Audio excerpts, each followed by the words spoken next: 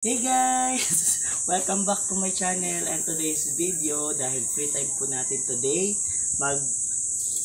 propagate po tayo ng golden photos. Ito, i-revive po natin. Tingnan nyo naman po, tingnan nyo naman. So, let's go. Ito po ang ating DIY hanging paso. Ayan, lalagyan natin yan ng alambre dyan. Meron na po tayong 6 at ayan po, ito po ang ating golden photos. So, let's go. Kailangan po natin itong putulin.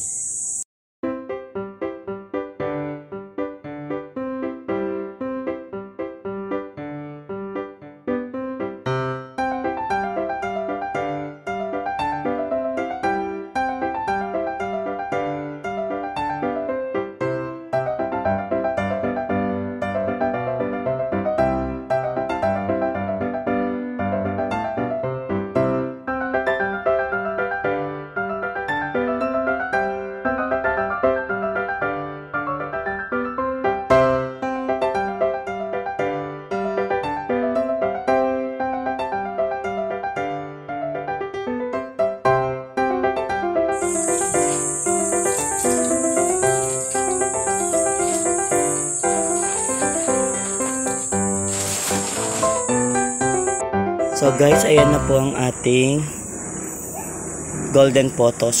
So, yung kung napanood nyo guys yung nauna ko, sa ibang lugar po yan. Dito po yan dito naman po, iba rin pong lugar ito. Kaya mapapansin nyo po parang ang pangit pa, diba?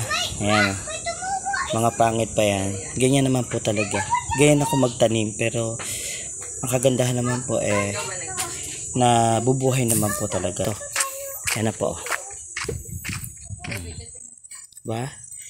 Stable na siya. Ito pa oh. Saan?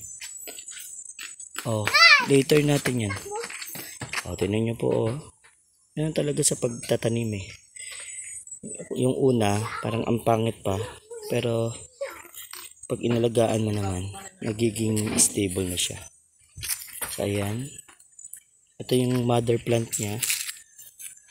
At ayun po, diba sabi ko nga po, ayusin natin yan. Oh, ayan pa lang yan. Tapos ayun yung golden photos. Ayun nandun Hi, jet.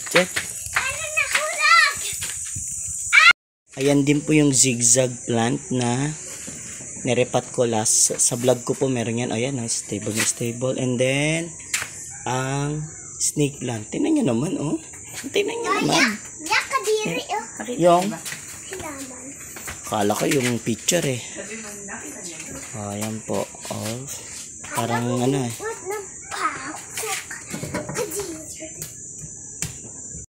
Jetro, what are you doing? Asan yung tinanim mo nakaraan? Pakita mo nga. Saan dyan? Anong tawag dyan sa halaman na yan? Seafood. Ano? Seafood?